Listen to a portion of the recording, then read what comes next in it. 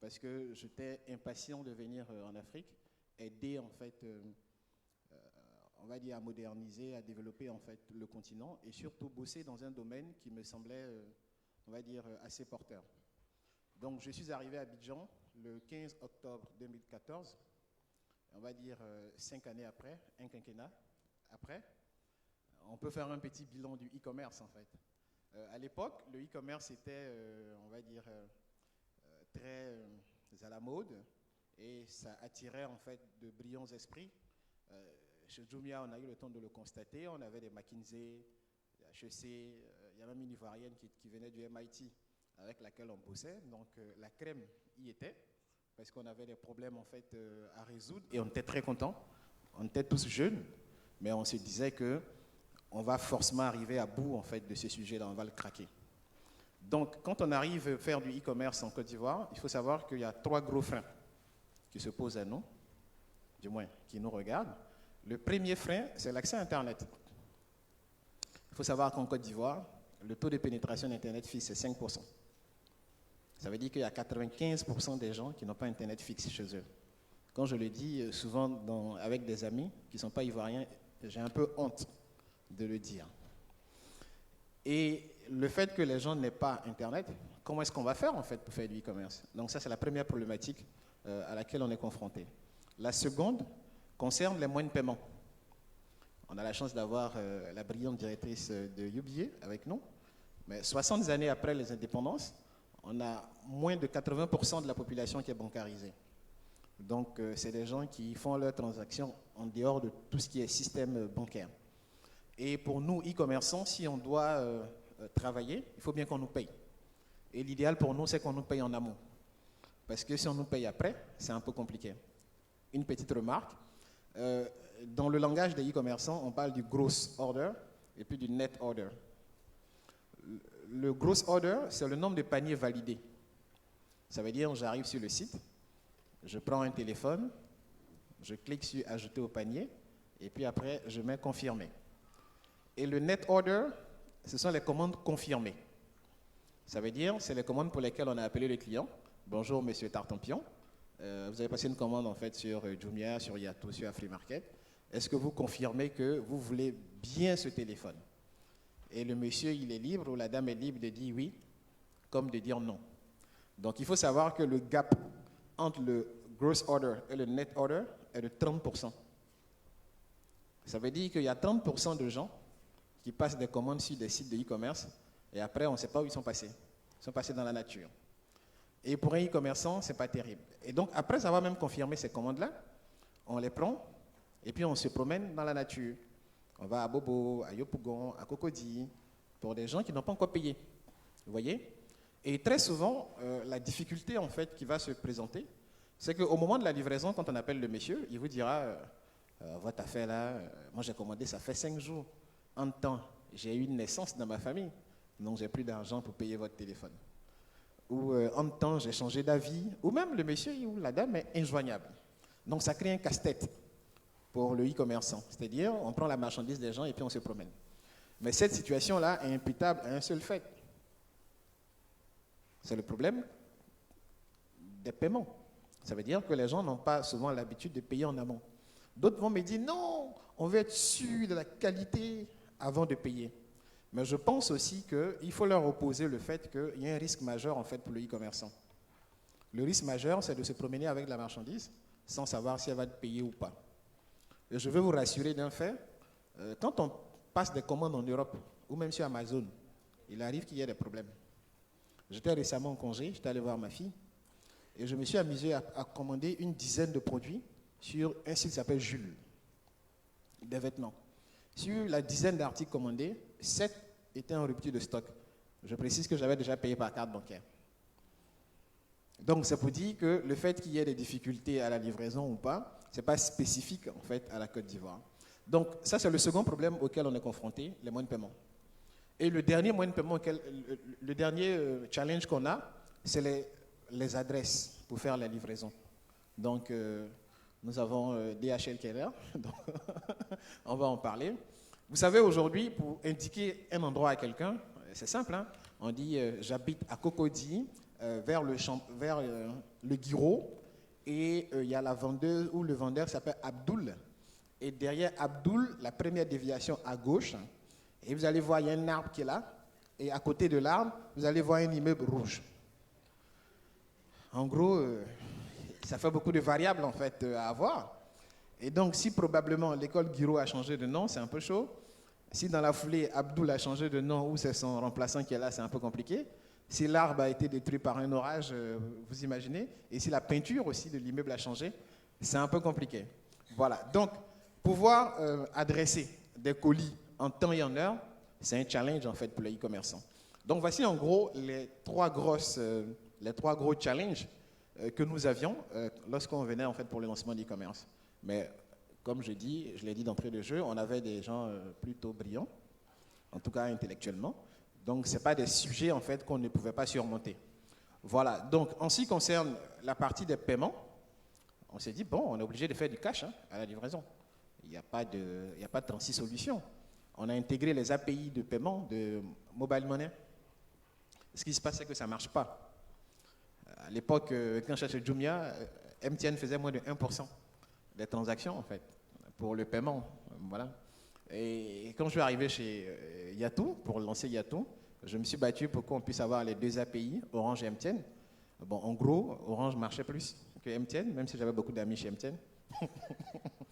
Et puis, à un moment donné, je n'ai pas beaucoup écouté, en fait, McKinsey sur le sujet, parce que je me suis dit, on va lancer la carte bancaire en termes de paiement.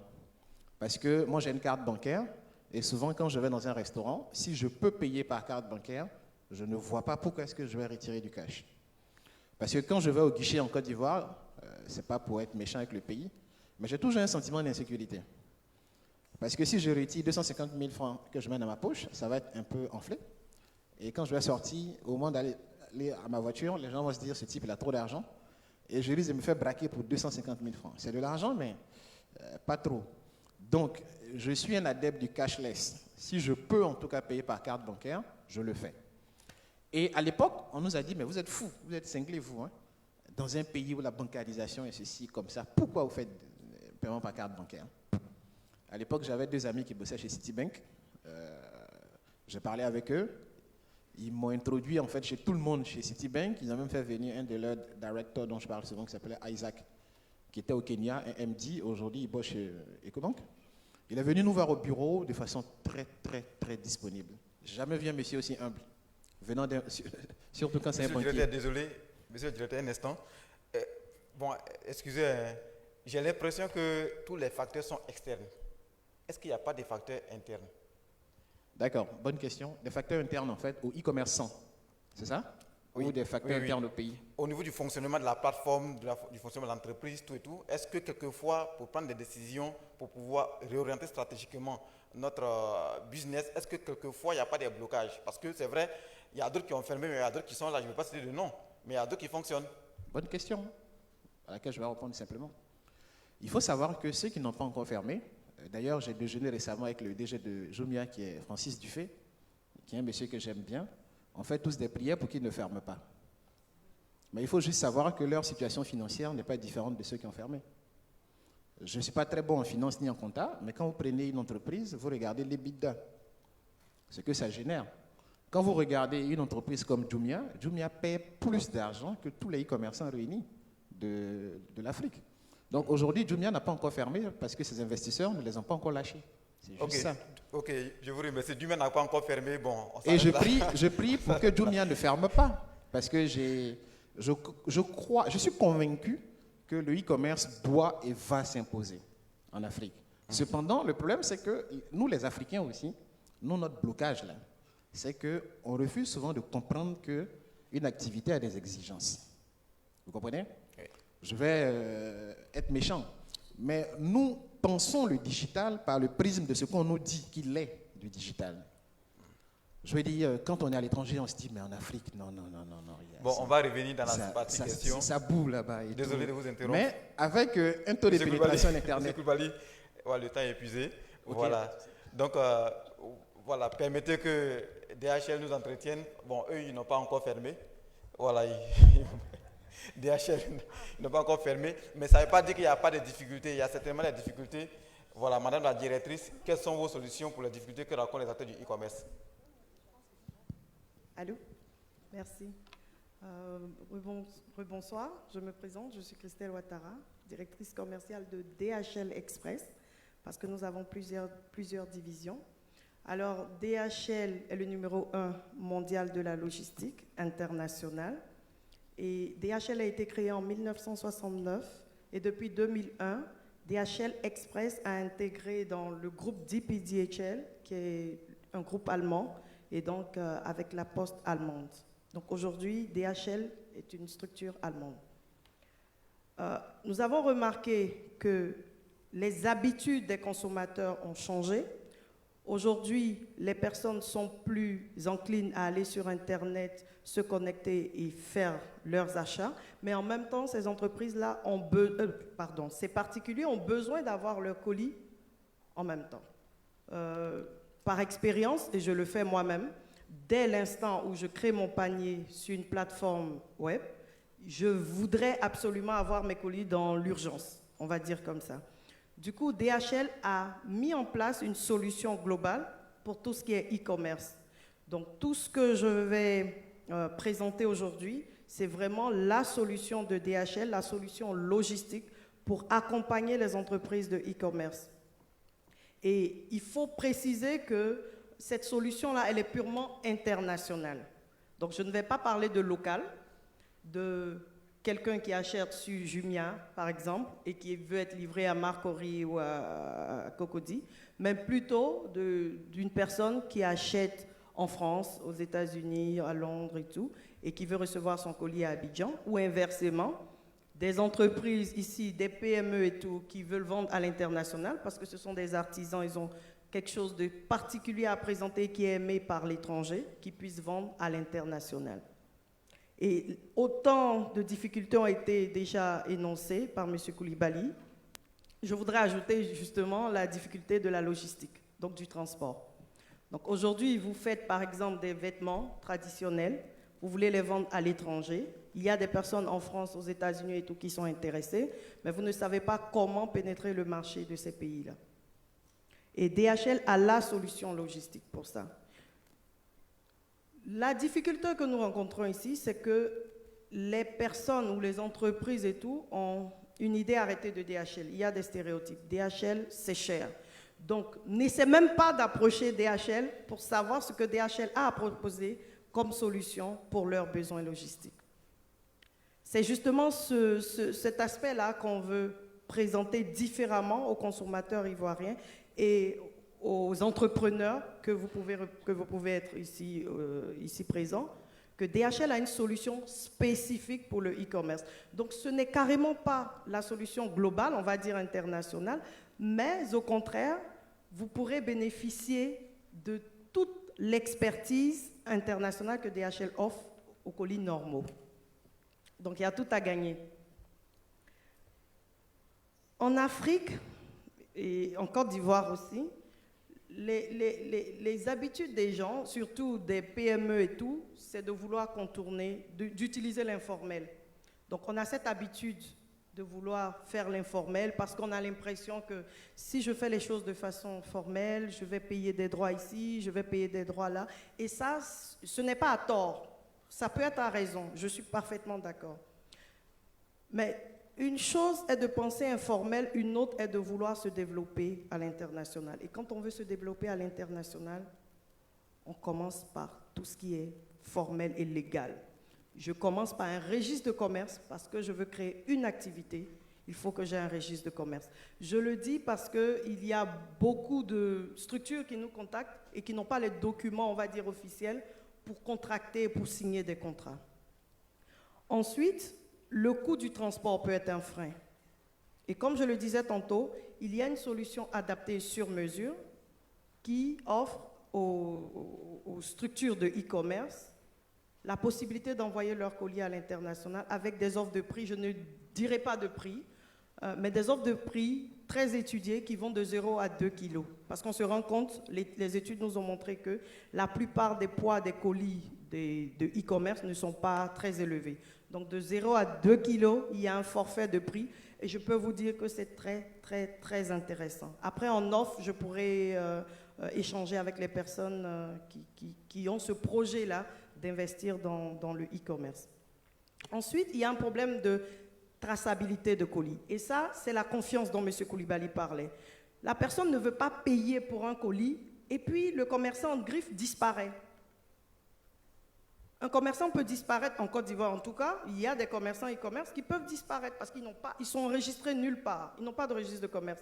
Où on va les retrouver, c'est vraiment impossible. Donc cette confiance-là, le destinataire, on va dire, l'acheteur final a besoin de l'avoir. Et quand il a la possibilité de tracer son colis, de traquer son colis, de voir la position exacte, à partir du moment où ça a été récupéré chez le créateur, chez l'entreprise, l'expéditeur, il a cette tranquillité d'esprit-là.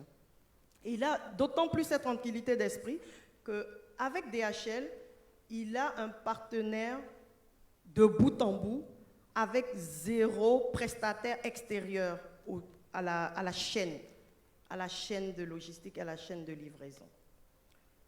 Le souci aussi, la difficulté que les e-commerce, pour les échanges que nous avons eus avec eux, c'est la réglementation douanière à destination ou à l'import.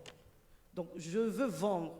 Il y a des personnes en France, en Amérique, n'importe où, qui sont intéressées par mon colis. Je ne sais pas comment faire des transactions avec ce pays. Est-ce que j'ai la possibilité d'envoyer telle nature de colis dans tel pays? C'est interdit? C'est pas interdit? Est-ce que je ne sais rien? Deuxièmement, est-ce que ce colis-là qui va sera sujet à un dédouanement? Aucune idée. Et ce sont ces facteurs aussi qui, on va dire, freinent un petit peu les structures pour ne pas s'étendre, je vais appeler comme ça, à l'international. Et DHL peut apporter ce support-là. DHL est présent dans plus de 220 pays. Et donc, DHL a des plateformes intégrées dans lesquelles on peut savoir à l'avance les réglementations des pays de destination. Je vais envoyer aux États-Unis, qu'est-ce qu'il me faut? Il faut tac, tac, tac. Quel est le montant minimum en deçà duquel je dois pouvoir expédier sans avoir à passer par les droits de douane et tout? Tel montant. Vous avez cette expertise-là avec. Et ce sont ces facteurs-là, c'est des facteurs qui freinent véritablement les structures de e-commerce. Et si vous avez le partenaire logistique pour vous accompagner, je pense que ça sera une épine du pied. Pour ceux avec qui on travaille déjà, ils nous l'ont dit, vous nous enlevez un gros poids. Nous sommes fatigués de donner un colis à une personne X qui va transmettre, qui va voyager, qui va transmettre en main à main à une personne Y qui, quand on l'appelle, n'est pas disponible ou dit « je n'ai pas le temps, je transmettrai en temps voulu », pendant que le destinataire attend son colis, c'est vraiment un casse-tête. Oui, madame la directrice, oui, mais est-ce que quelquefois il n'y a pas un problème de coût? Ok. Je le disais tantôt, et c'est ça qui freine effectivement les entrepreneurs à contacter DHL. Il y a une solution pour le e-commerce. C'est vraiment spécifique au e-commerce. Ok. Bon. Les tarifs sont vraiment, vraiment, vraiment bas. Sont vraiment bas, mais uniquement pour le e-commerce. Donc, pour bénéficier de ces tarifs, il faut justifier qu'on fait une activité e-commerce, qu'on a un site internet, qu'on a une plateforme, qu'on vend en ligne uniquement, qu'on n'a pas une boutique en tant que telle dans laquelle le client vient, qu'on vend en ligne. Ok. La solution n'était pas certainement adaptée pour Yatou alors? La solution n'était pas pour Yatou, puisqu'ils avaient des boutiques.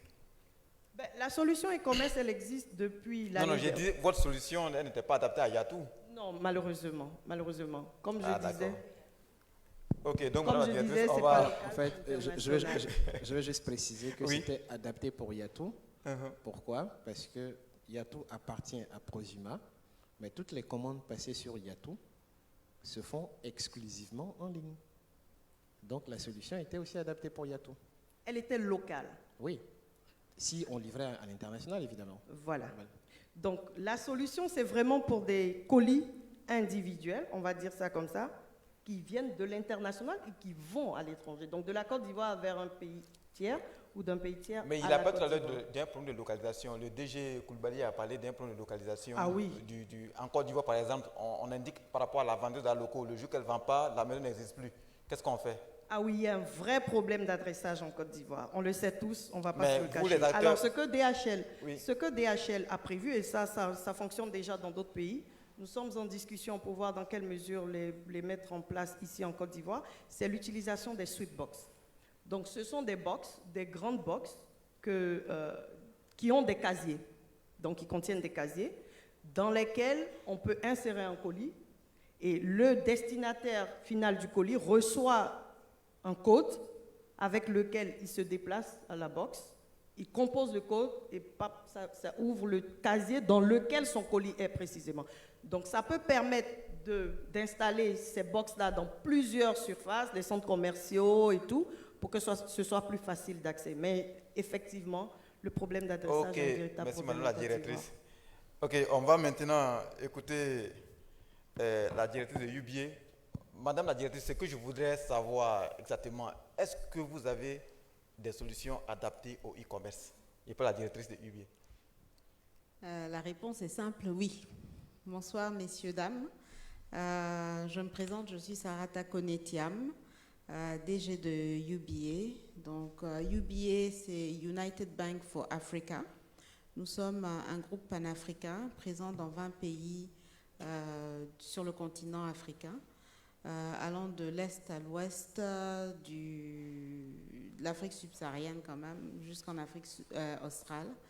Et nous avons en fait à cœur de trouver des solutions pour le e-commerce parce que nous croyons vraiment que c'est l'avenir, c'est le présent, mais c'est aussi l'avenir.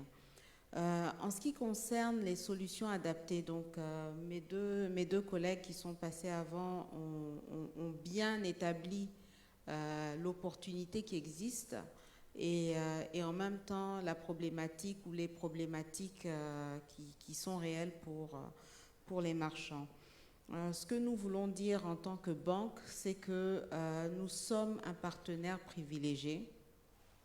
Il a été dit clairement qu'il faut une solution de paiement. Donc le paiement doit se faire en ligne. Nous allons dans un monde où tout le monde est occupé et où le temps est de l'argent. Donc nous devons de faciliter la tâche à tout un chacun. Donc quand je commande en ligne, je veux faire le même paiement en ligne et je veux recevoir où je suis au moment où je veux le recevoir. Donc pour le banquier, nous venons avec ces solutions-là qui sont diverses et variées en fonction de l'environnement dans lequel nous sommes et qui est la réalité des faits. On parle d'un taux de bancarisation très bas qui fait que la masse ou la population ivoirienne dans sa globalité ne peut pas encore profiter des avantages du e-commerce. On parle de l'accès à l'Internet qui fait qu'ils ne peuvent même pas aller en ligne pour voir comment est-ce que... Enfin, donc le marchand pour déjà mettre ses produits et l'acheteur pour pouvoir justement voir qu'est-ce qui pourrait l'intéresser et faire ses comparaisons et ensuite payer. Donc si on passe au-delà de ça, et je suis contente de voir que la population quand même dans la salle est assez jeune, donc l'accès à Internet, je suppose que tout le monde quand même a un accès plus ou moins limité à Internet, arrive à aller en ligne, arrive à aller chercher un produit qu'il veut acheter et ensuite cherche à l'acheter. Donc UBA a une solution qui permet en fait aux marchands, il y a deux options. Donc l'option du petit marchand qui donc se met sur un site que nous avons déjà créé, où il y a des intégrations qui se font et vos produits sont donc listés, présentés, le panier et ensuite un règlement est fait dans un environnement sécurisé. Le règlement qu'on favorise, bien sûr, c'est un règlement par carte bancaire, comme monsieur voulait évoquer tout à l'heure. Et donc, ce paiement par carte bancaire peut se faire soit par une carte liée à un compte ou alors une carte prépayée.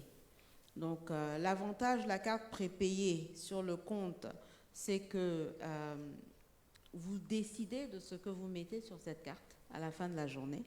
Et donc, si vous voulez faire un achat ponctuel, vous chargez la carte au montant de l'achat et vous faites cet achat. L'avantage de la carte bancaire, c'est que pour des achats beaucoup plus élevés, étant donné qu'il y a une limite quand même sur la carte prépayée, vous pouvez aller au-delà de ça. Donc, dépendamment de l'activité et des produits que vous vendez, donc l'un ou l'autre peut être adapté suivant vos besoins. Au-delà de ça, nous allons aussi vers on a des clients qui ne sont pas aussi à l'aise avec Internet et tout, donc on leur propose des solutions USSD comme on dit. Donc c'est avec les compagnies de téléphonie mobile où il y a un code, comme vous faites pour le rechargement, dièse ou étoile, 3 chiffres et ainsi de suite, et qui vous permettent de pouvoir faire le règlement. Donc je pense qu'il y a certains marchands déjà sur la place qui utilisent ça. Et donc la banque a aussi permis cette intégration-là pour que ses clients puissent faire ses achats. L'autre, il y a aussi le QR code qui est beaucoup plus sophistiqué, mais au moins qui permet, c'est une image qui est scannée et tout de suite avec le prix, le paiement est fait et tout le monde a la confiance et la confirmation que le paiement est réglé. Donc ça aussi c'est quelque chose qui vient soulager en fait les personnes et les utilisateurs. En termes pour adresser la problématique de sécurité, c'est vrai qu'on entend beaucoup parler de hackers, la cybercriminalité est de plus en plus rampante et on ne doit pas l'ignorer.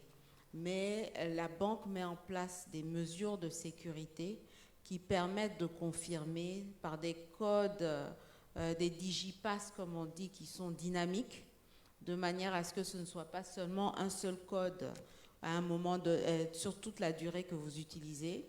Il y a des moyens, il y a des sites sécurisés aussi, et donc en tant que marchand, on vous encourage à aller sur ces sites qui sont un peu plus chers peut-être, mais qui vous permettent d'être sécurisés et qui sécurisent vos clients. Parce que si jamais quelqu'un a une mauvaise expérience avec un de vos sites, sachez qu'il n'ira plus jamais là-bas et il fera peut-être la mauvaise publicité pour vous. Donc il est important de pouvoir vous assurer que vous êtes sur des sites aussi qui sont sécurisés. Et la banque donc a donc la solution que nous avons est bien sûr sécurisée, mais de votre côté aussi, il faut vraiment vous assurer que vous avez un site qui minimise les incidents sécuritaires. En ce qui concerne la bancarisation, je veux te poser la question, qui a un compte bancaire ici? Je peux voir les mains se lever. C'est très timide. Malheureusement, on va dire quoi? 50%? Non, 60%. Ah, moins que ça? Madame dit moins que ça. Donc, vous voyez, ça commence par ça déjà. Il faut qu'on soit beaucoup plus à l'aise avec la banque, avec les moyens de paiement qui sont intégrés, et ça vous permettra, vous ne pouvez pas demander à vos clients de vous faire des paiements en ligne sur vos sites e-commerce si vous-même, vous n'êtes pas à l'aise avec, vous n'avez pas de compte bancaire et ainsi de suite. Donc ça commence par ça, ça commence par des solutions que vous pouvez apporter aussi ou des propositions que vous pouvez faire à vos partenaires bancaires de manière à faciliter votre commerce dans sa globalité. Nous essayons de toucher, donc cette population est assez jeune, donc vous êtes très à l'aise avec Internet et tout. Nous essayons de toucher bien sûr les populations rurales, aussi bien que citadines.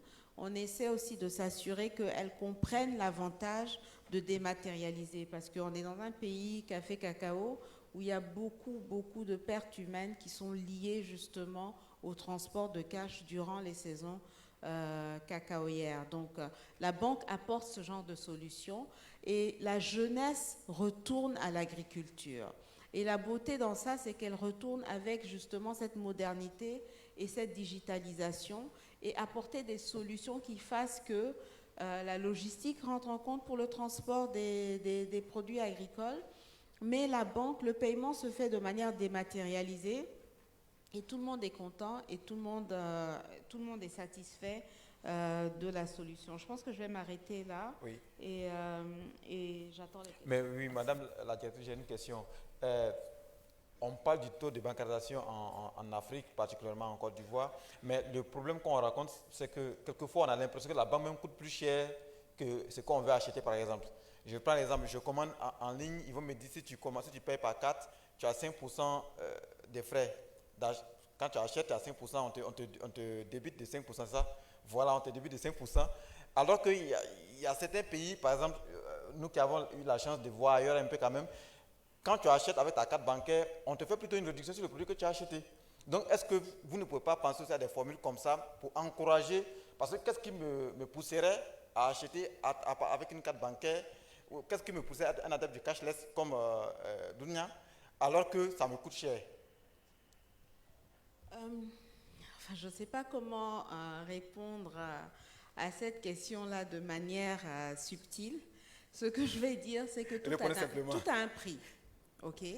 Je pense que nous allons tous, autant que vous êtes, qui avez vos idées, vos produits que vous vendez, vous mettez un prix à ces produits-là. D'accord? Et donc, je pense que le prix est juste quelque part. D'accord? Et donc, en fonction de la masse critique et des volumes que vous allez vendre, vous pourrez faire une réduction. La banque offre un service et entre dans un environnement qui est très particulier. Et donc, dans cet environnement-là, il y a plusieurs agrégats qui sont externes à la banque qui contribuent au prix. Donc, quand on met un prix, il ne faut pas toujours regarder ça comme étant c'est cher, donc j'y vais pas. Je vous disais tout à l'heure, il y a des gens qui perdent leur vie pour transporter. Monsieur disait ça tout à l'heure. Je ne vais pas perdre ma vie pour 250 000 francs. Autant d'argent que ce soit, je pense que ma vie a plus de valeur. De la même façon, avoir une prime, le fait que je ne bouge pas de mon bureau ou que je passe du temps avec mes enfants, ma famille, au lieu d'aller au supermarché faire les courses, ça a un prix. Et il faut qu'on puisse pouvoir accepter qu'il faut payer ce prix-là, parce que c'est un service qui nous est rendu. Donc, si on ne change pas notre façon, notre perception de ce coût-là, on sera toujours en train de comparer les mauvaises choses, des carottes avec des oranges. Je ne vais pas comparer. C'est vraiment ça, parce que sinon, si vous parlez en valeur absolue, le coût, oui, d'accord, mais bon, ce coût-là, par rapport à quoi? On est dans un monde digital, je n'ai plus besoin d'aller chez le marchand au coin ou d'aller à la banque d'abord retirer de l'argent pour recharger ma carte de téléphonique, je peux le faire maintenant dans le confort de mon téléphone, de ma tablette. Et donc ça, je pense qu'il faut qu'on accepte ce prix-là et on se compare avec l'Occident et l'Occident y est déjà. Donc ne prenons pas juste un élément de ce qui marche en Occident pour vouloir justement faire cette réduction. C'est un environnement dans sa globalité et il faut qu'on accepte ça. Ok, merci Madame la Directrice.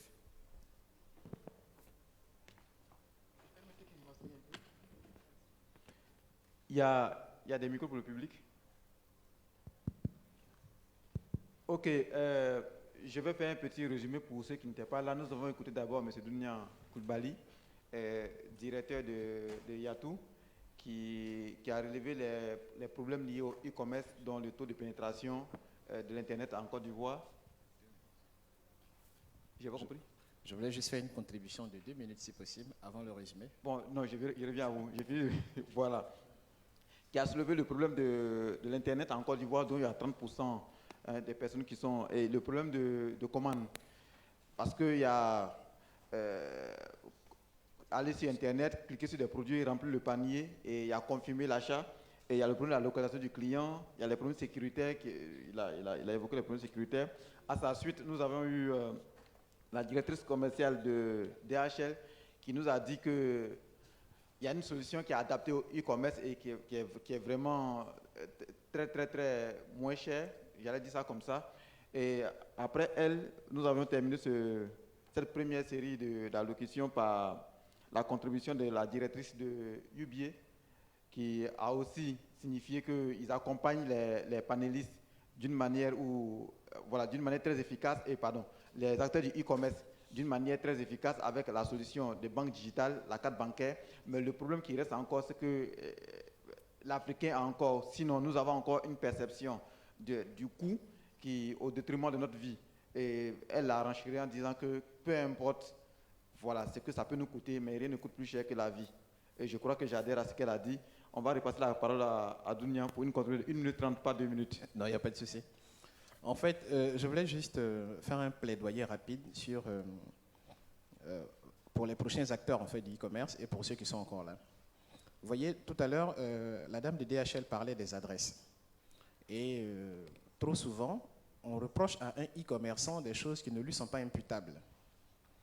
Ça veut dire que si nous, on faisait du e-commerce en Suisse, on n'allait pas avoir de problème d'adressage, par exemple. Il paraît qu'on a été indépendant le 7 août 1960. Ça fait plus de 60 ans, à un moment donné. Pour faire des adresses en Côte d'Ivoire, il y a des Ivoiriens qui ont fait les meilleures écoles de la Terre. On les prend, en 2 mois, on n'a plus de problème d'adresse. On prend les 10 communes d'Abidjan, on fait comme à Paris, 7501 Cocody, 7502 Marcory. Ensuite, il y a des personnalités dans ce pays, non? Je sais pas, il y a Béanzin, il y a Samori Touré, il y a Ablapoku. On prend et puis on nomme les rues, là. C'est fini. On fait le découpage et derrière, on va libérer le potentiel de l'économie sur tout ce qui est livraison, tout ce qui va avec, en fait. Ça ne demande pas grand-chose. Donc, c'est juste un petit plaidoyer que je fais. Je ne suis pas très intelligent pour faire de la politique, mais je dis que si demain, c'est quelque chose qui passe au Conseil des ministres, ça passe rapidement. Parce que pour avoir bossé avec les gens de la Poste, on a voulu faire quelque chose qui s'appelle du Word Free Word. C'est un système de géolocalisation. Vous voyez, on est obligé d'aller chercher des solutions d'extraterrestres pour venir souvent résoudre des problèmes qui sont basiques. Et c'est des problèmes qui peuvent être résolus en 2 temps, 3 mouvements par une volonté politique. Ça, c'est le premier point. Je précise qu'on avait le président Luvic aussi ce matin, monsieur le ministre Claude Daopolin. Un aîné d'ailleurs. Voilà, dans le rapport, on lui fera cas de cela. Bon, ok, je ne vais pas trahir des secrets. Donc, voilà, ça c'est le premier point qui concerne les adresses. Le second point concerne l'accès à Internet. Aujourd'hui, moi, j'ai une connexion Internet d'un fournisseur, d'un FAI, qui me coûte 25 000 francs par mois. Si moi, je suis un privilégié comparé à l'Ivoirien moyen, le SMIC en Côte d'Ivoire, c'est aux alentours de 70 000, non? 60 000, c'est ça? Donc, si vous rapportez ma connexion Internet au SMIC, vous voyez qu'on est vers 40% par là. C'est beaucoup trop cher. Alors que quand je suis en Europe, par exemple, avec une box de Free, j'ai accès à Internet haut débit, vous voyez, illimité, à un tarif dérisoire, environ une trentaine d'euros. Si on prend le SMIC aux alentours de 1 150 euros, vous voyez qu'en termes de ratio, ça ne coûte pas grand-chose. Parce que tant que les gens n'auront pas Internet à volonté, à satiété, pour faire ce qu'ils veulent, le digital, ça restera une histoire de forum. Ça restera une histoire comme ça. Parce que quand on dit que l'Afrique se digitalise, j'aime souvent attaquer McKinsey sur ce sujet-là, on se digitalise en fait sur Facebook en fait, en réalité. Sinon, à un moment donné... Mais je crois que c'est d'ailleurs pour ça qu'ils ont applaudi en fait. Bon, voilà. Donc, voilà. pour finir sur ce point-là, okay, désolé, j'insiste parce que je n'ai pas souvent la parole dans ce genre d'endroit-là. J'aime plutôt aller dans les Merci à écoles. le festival. On salue Madame Diawara du passage. Oui. Quoique c'est la deuxième fois que je passe ici. Donc, en ce qui concerne Internet, par exemple, pour moi, je suis prêt, en tant que citoyen, à payer une redevance Internet. Chez moi, à la maison, je n'ai pas la télévision, mais j'ai un téléviseur. Je n'ai pas la RTI, je n'ai pas Canal. J'ai un téléviseur comme celui-là, sur lequel je regarde Netflix, et puis je regarde YouTube. Pourtant, quand je prends ma facture de la CIE, j'ai une redevance RTI que je paye qui est un peu chère souvent. Et je suis souvent, on va dire, un peu embêté, mais je suis obligé de la payer. Mais moi, en tant que citoyen, je suis prêt à payer une redevance Internet pour aider au déploiement d'Internet, par exemple, dans des zones comme Yopougon, dans des zones comme Abobo, pour faire en sorte que Internet devienne gratuit pour des étudiants et tout. Voilà, ce genre de choses-là. Donc, c'est un plaidoyer que je formule. Sinon, l'année prochaine encore, on aura des e-commerçants qui vont mourir, on aura d'autres initiatives qui ne marcheront pas. Merci. Ok, merci. Il y a des questions dans le public. Ok, passez le micro. On va prendre une série de 3 questions. C'est où? c'est un seul micro. Comme tu peux. Il y a un seul micro. Ouais, en fait, il y a un seul micro, mais-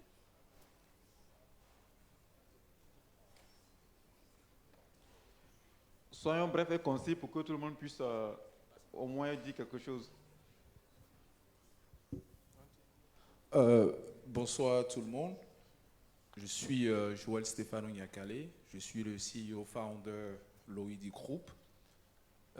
Avant ma question, je tenais à remercier le monsieur qui a évoqué des bons points. En tout cas, merci bien, monsieur. Ma question s'adresse surtout à DHL. Et je voulais savoir un peu quelles sont les stratégies vraiment que une grosse corporation comme DHL met sur place pour adresser le problème d'adressage en Afrique, spécialement dans notre pays, la Côte d'Ivoire. Vous avez énuméré les e-box où on peut avoir les codes et tout ça et puis aller récupérer ces paquets. Mais je pense que la solution ne sera pas effective. Et ma question est, quelles sont les stratégies que vous mettez en place et comment vous le faites?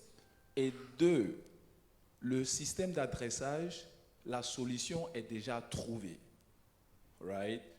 Google a déjà trouvé la solution. Moi, en Côte d'Ivoire, pour me déplacer, je montre la solution aux gens avec qui j'interlocute.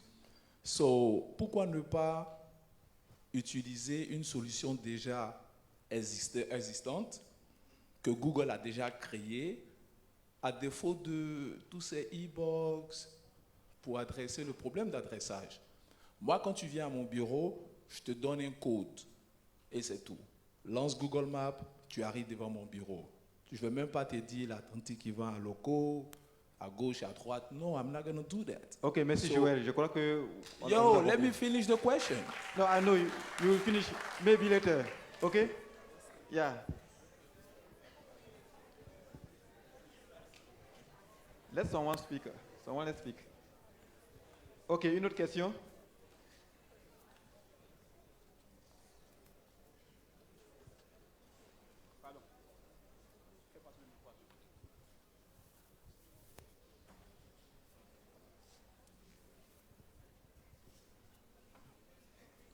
Bonsoir à tous. Je vous remercie d'être présents à vous trois parce que ma question vous relie un peu. Je voulais savoir pourquoi la majorité des sites e-commerce refusent les 4 UBA. C'est pas bien saisi. J'aimerais savoir pourquoi la majorité des sites e-commerce refusent les 4 UBA. Les 4 UBA? Oui. Oui, les 4 UBA. C'est quel nom? Monsieur Jean-Marie. Une autre question?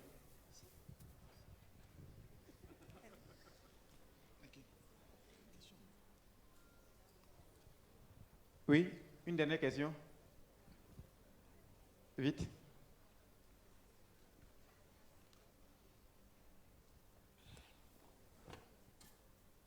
Bonsoir à tous, je suis mademoiselle Djipro Maria, étudiante et passionnée du numérique. J'ai 2 questions. Une question pour monsieur et une autre question pour madame. Il y a 2 dames. Effectivement, celle du milieu. Monsieur, vous avez parlé tout à l'heure des difficultés que rencontrent les entreprises d'e-commerce. Nous les avons bien notées, mais pouvez-vous nous citer les entreprises particulières que traverse Jumia, notamment toutes ces entreprises d'e-commerce qui ont fermé? Voilà, les difficultés que traverse Jumia. S'il vous plaît, revenez sur la question. Oui? Revenez sur la question. Les difficultés que traverse Jumia, les difficultés dont monsieur nous a parlé tout à l'heure, il n'a d'ailleurs pas pu Je terminer. précise qu'il était directeur Yatou, il n'est pas l'honneur de Jumia. Oui, mais il les connaît très bien apparemment. Il semble les connaître. Donc on va... il va essayer. Okay. Voilà. Je passe à la question de madame. Madame, vous avez parlé tout à l'heure des entreprises d'e-commerce à qui vous offrez vos services en matière de logistique. Mais ce sont ces mêmes entreprises qui travaillent au niveau local, qui expédient à l'extérieur. Donc, pourquoi faire un travail à moitié? Pourquoi ne pas s'occuper des difficultés de ces entreprises-là qui veulent livrer aussi au plan local.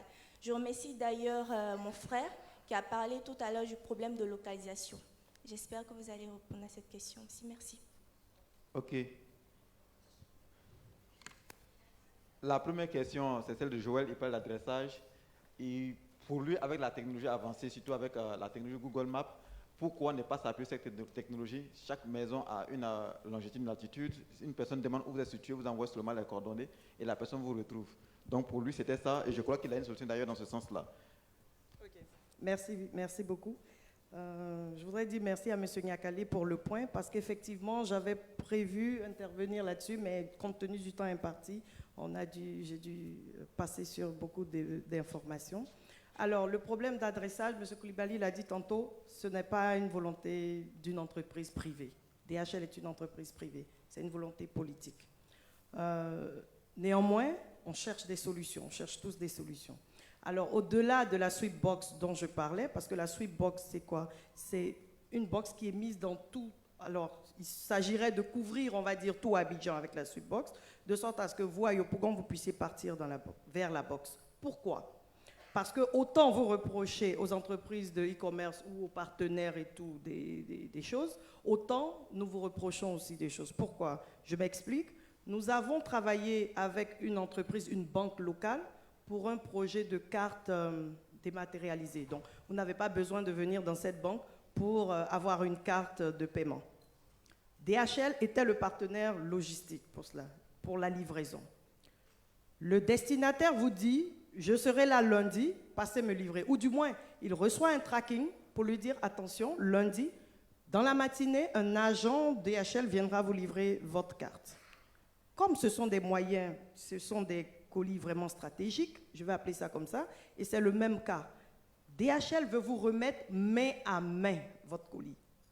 Donc, je serai là entre 8h et midi, ok. Quand l'agent arrive, la personne n'est pas là. Le destinataire n'est pas là. Quand on appelle, non, j'ai une urgence, je suis parti ici, je suis parti là. C'est ça la complexité en fait de l'acheteur ivoirien. Il est très complexe. Donc, au-delà de l'adressage, il y a ce problème de complexité là. Google Maps, d'accord, mais vous savez comme moi que l'Internet ici en Côte d'Ivoire bascule beaucoup. Donc, je vais rentrer des données, des coordonnées, je vais me déplacer, arriver vers la destination, le réseau ne passe plus. Je fais comment? Je fais retourner un agent qui était sorti, qui avait payé, pour lequel j'ai payé du carburant, je paye sa prestation, parce que les agents sont payés en fonction des horaires de travail, du volume horaire qui est passé. Quoique, on ne s'est pas découragé pour autant, il y a une solution qu'on est en train de mettre en place. Elle n'est pas, je vais dire, elle n'est pas optimale à 100%, mais elle peut permettre de régler un petit peu la question. C'est une application qu'on appelle On Demand Delivery. Et donc, quand la personne reçoit la notification de la livraison de la structure de e-commerce, elle a la possibilité de changer les conditions de livraison. Elle peut dire, je suis en vacances, je suis en voyage, repassez dans un mois. Ou je ne suis pas sur place, revenez demain. Ou remettez à mon voisin, parce que je lui fais confiance, voici son adresse, mais c'est une décharge de responsabilité en même temps. Après, on ne dira pas, pourquoi tu as remis au voisin en question, parce que je n'avais pas dit ça. Donc, ce sont des choses que nous sommes en train d'implémenter. Elles ne sont pas encore en live en Côte d'Ivoire. Elles marchent dans d'autres pays. On va les implémenter, on espère, pour début 2020, et ça peut permettre de régler un petit peu la question. Par contre, je soutiens ce que je dis, le problème d'adressage, il est vraiment important. Ok, il y a une seconde question qui est pour vous, vous avez fini en même temps, c'est concernant votre solution. Pourquoi elle est à moitié, pourquoi elle n'est pas pour les locaux? Alors, de Mademoiselle Djibo, c'est ça, Mariam? DHL est une société de logistique internationale. DHL, pour l'instant, n'a pas prévu faire du domestique. J'en parlais tout à l'heure. Vous savez, mettre en place ce genre de solution durable, je dis durable, et certainement vous avez expérimenté des livreurs locaux, n'est pas très évident. Il y a beaucoup d'investissements. Donc, quand parfois on dit que DHL est cher et tout, c'est parce que derrière, DHL fait beaucoup d'investissements pour pouvoir tenir ses promesses aux clients. notamment dans la sécurité, dans la fiabilité, dans la traçabilité, dans la rapidité du colis et dans la confiance que le client peut avoir, le destinataire peut avoir. Pour l'instant, ce n'est pas encore à l'ordre du jour parce qu'il y a des structures locales, mais j'avoue que ça ne sera pas à l'ordre du jour dans les 2-3 prochaines années. Par contre, comme je le disais, autant vous pensez que le marché local peut se développer, autant le marché international peut encore plus se développer. Parce que là, on parle de tous les pays du monde. Donc autant vous pouvez apporter un produit qui plaise et qui soit de bonne qualité localement, autant il faut penser à l'international et ne pas créer de barrières, penser au-delà des frontières. J'espère que j'ai répondu à votre question. Ok, la prochaine Merci. question, c'est madame la directrice de UBA. Pourquoi la majorité des sites de e-commerce refusent les cartes de UBA? La question était directe. Ok.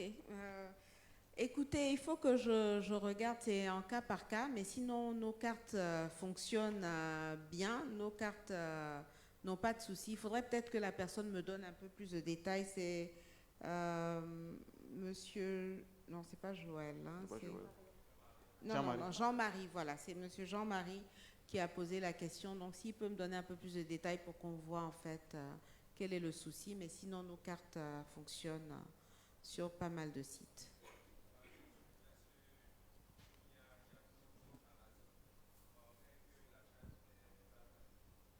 La carte n'est pas valide. D'accord. On va vous mettre en contact avec nos équipes support pour voir quel est le souci et puis essayer de régler ça. D'accord? D'accord, merci. Ok, oui, Dunia.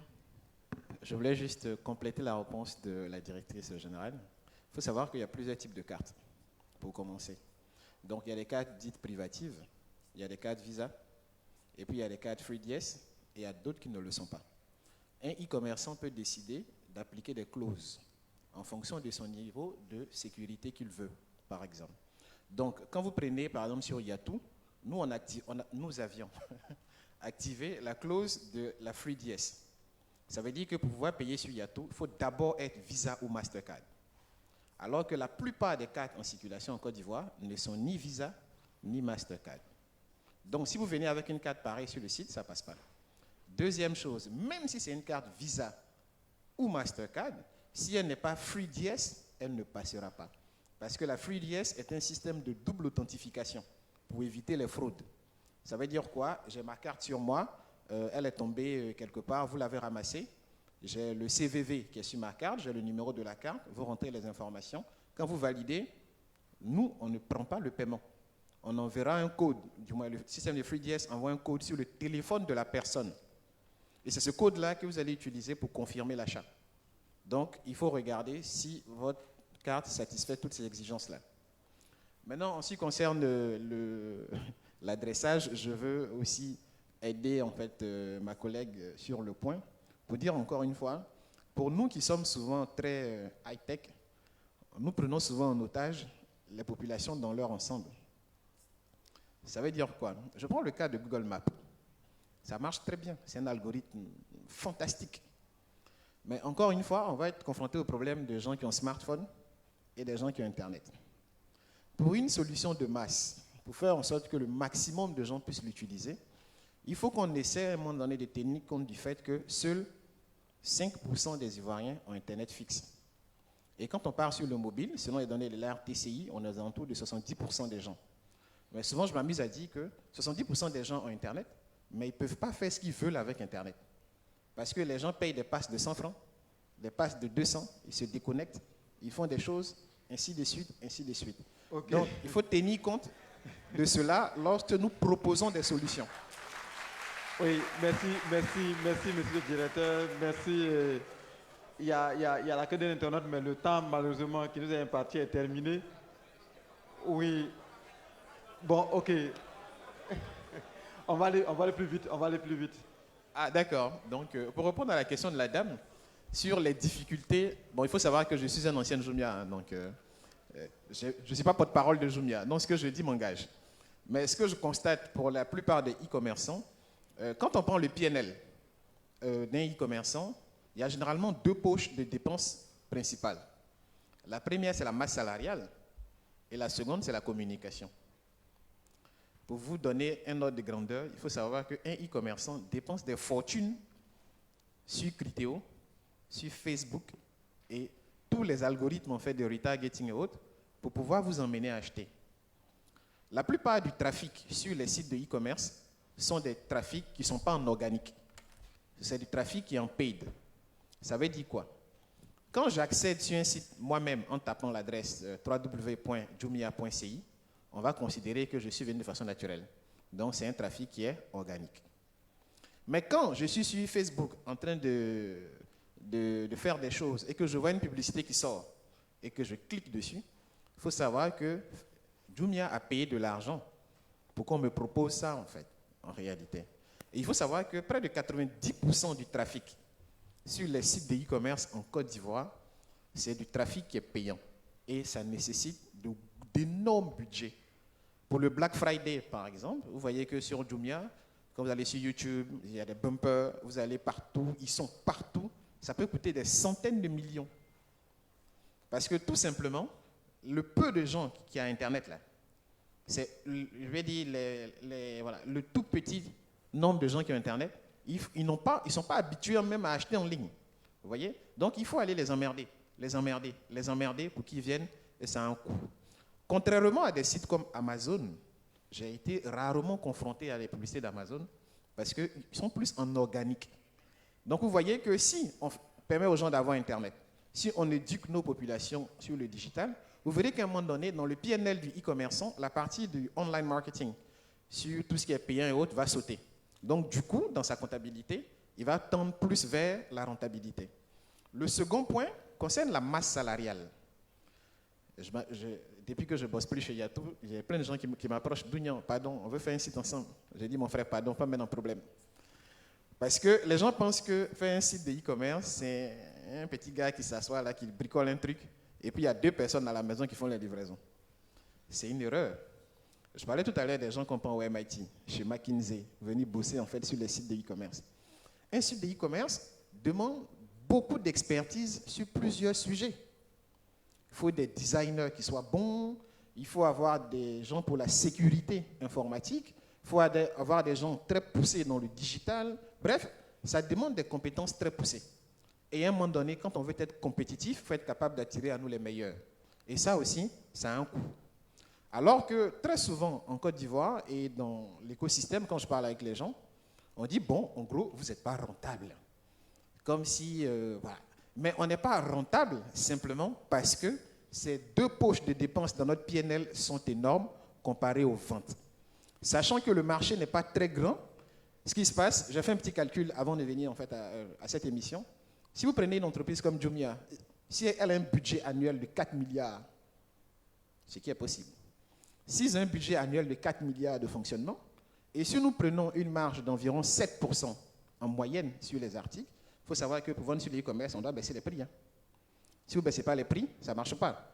Donc si on prend une marge moyenne de 7%, faites la règle de 3, le chiffre d'affaires doit être aux alentours de 57 milliards de vendus pour se dire que le budget correspond en fait à la marge dégagée. Et pour vendre les 57 milliards là, je vais en faire un calcul simple.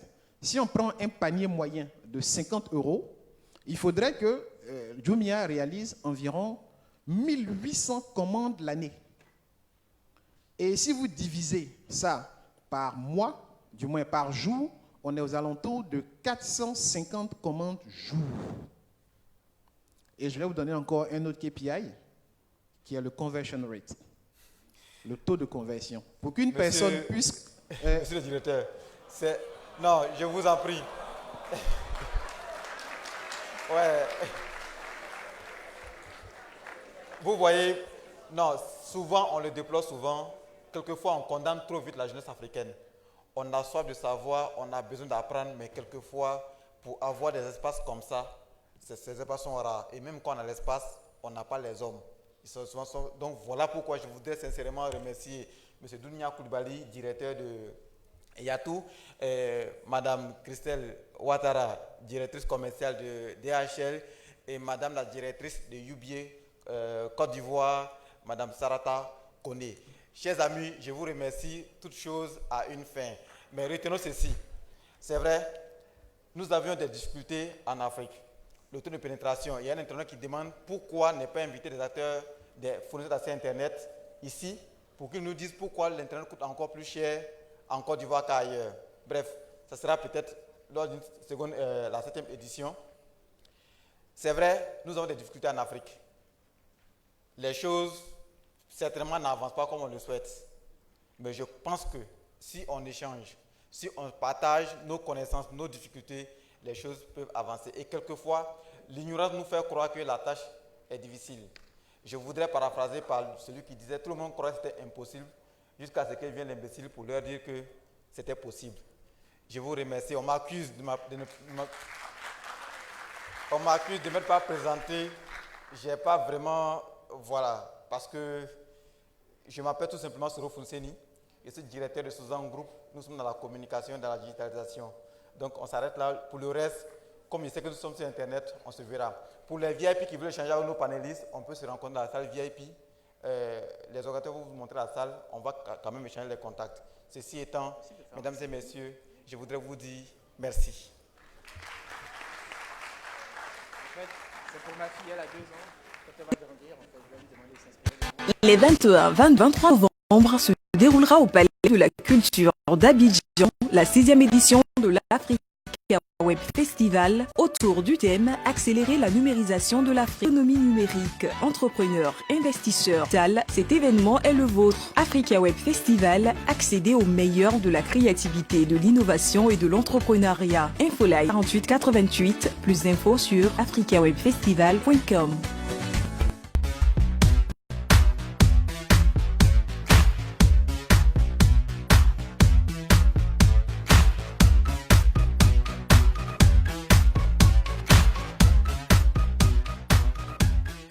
Numerica Event est une application qui regroupe en son sein 3 modules. Le module de gestion opérationnelle d'événements, le module de billetterie et le module de mise en relation. Pour quelqu'un qui souhaite organiser un événement, il peut utiliser notre plateforme, non seulement pour trouver des lieux, avoir une certaine visibilité par rapport à son événement qu'il prépare, aussi trouver des partenaires, une certaine planification également pour une meilleure gestion, une meilleure organisation, une meilleure réussite de son événement. Sur ce fil d'actualité, on peut retrouver les différents posts des différents utilisateurs de l'application. Du coup, la première fois que je vais tomber sur l'application, tu peux trouver un post d'une entreprise où tu peux te rendre comme ça. Tu, par exemple, en te rendre au cinéma et tu vois que il y a un utilisateur qui est mécontent qui dit le film devait passer à 16h, voilà, ils ont annulé. En même temps, toi, tu sais. Notre valeur ajoutée, c'est tout ça sur cette plateforme et comment on amène les utilisateurs à répondre aux services des entreprises en fait. Parce qu'il y a des applications pour commander les entreprises, mais c'est juste monter. Nous, on amène l'utilisateur à utiliser ces services et faire un retour forcément. Voilà. Wow, une ambiance très bonne enfant. Franchement, pour la très grande majorité, on ne se connaît pas. On s'est rencontrés avec Symbiose, je dirais. On a réussi à agencer, à dispatcher les tâches. Et par la grâce de Dieu, on a tenu et ça a produit ce que ça a produit aujourd'hui. Je suis Miel Landry. Je fais partie de l'équipe de mentors et de coachs qui ont encadré ces jeunes pousses-là pendant ces 48 heures. Il s'agissait pour ces équipes, et j'insiste là-dessus, d'étudiants. Il s'agissait pour eux de produire 2 applications. La première application permettait de faire un retour d'expérience des utilisateurs sur des services ou des produits. Ensuite, la seconde application dans le domaine de l'événementiel permettait de gérer des événements numériques de bout en bout. Qui parmi vous a déjà assisté à un événement aussi bien organisé que Africa Web Festival 2018? Par contre, moi, j'ai vécu beaucoup d'expériences malheureuses en participant à certains événements. J'ai eu à faire la queue d'un très long rang. On ne retrouvait même pas mon nom. Il y avait un problème d'orientation. Et tout cela m'a ôté mon enthousiasme face à ces événements. Nous allons accentuer notre démonstration de la création d'un événement à la gestion et le deuxième de la consultation d'un événement à la réservation d'un ticket. Actuellement, le moment d'actualité, c'est l'Africa Web Festival. Donc, je viens sur l'événement Africa Web Festival et je clique sur l'événement. Quand c'est fait, je consulte au fait l'événement. Il y a la description de l'événement, il y a le programme de l'événement, et après, juste en bas, il y a une Google Map qui nous indique au fait le lieu où se déroule l'événement. Et voilà la carte Google Map. Quand cela est fait, je viens sur le bouton pour participer à l'événement. Et je remplis le formulaire. Vu que l'événement est gratuit, donc il n'y a pas de processus de paiement derrière. C'est quand l'événement est payant qu'on met un processus de paiement qui est par mobile money ou par e-banking. Voilà ainsi présenté au fait la plateforme Numerica Event qui a regroupé en son sein la gestion d'événements. Je vous remercie. Voici comment l'application TrackNote se présente. La première page, c'est la page de connexion. L'utilisateur se connecte et a accès directement à la première page qui est le fil d'actualité. Peut manifester son mécontentement à travers des emojis et directement cibler une entreprise tierce. Et là, c'est la page de profil, mais on ne le voit pas bien, où l'utilisateur a un historique de ses différentes activités sur l'application et un profil. Là, nous allons passer, oui, c'est le profil. D'accord. Après le profil, sur le fil d'actualité, l'utilisateur a posté une publication disant que j'ai été satisfait à Burger King. C'est un like.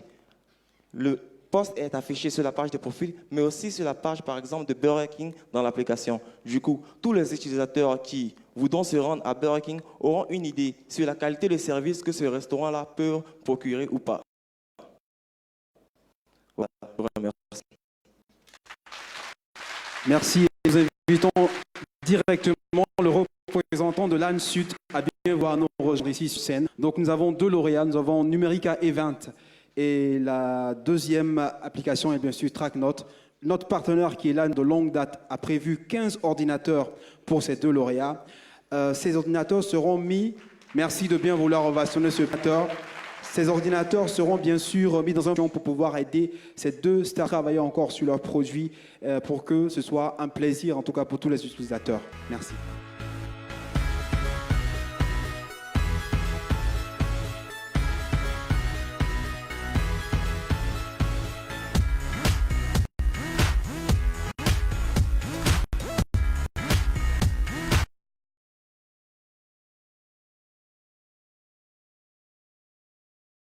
Les 21, 22, 23 novembre se déroulera au Palais de la Culture d'Abidjan la 6e édition de l'Africa Web Festival autour du thème « Accélérer la numérisation de l'Afrique ». Acteurs de l'économie numérique, entrepreneurs, investisseurs, passionnés du digital, cet événement est le vôtre. Africa Web Festival, accédez au meilleur de la créativité, de l'innovation et de l'entrepreneuriat. Infoline à 22 48 48 88. Plus d'infos sur africawebfestival.com.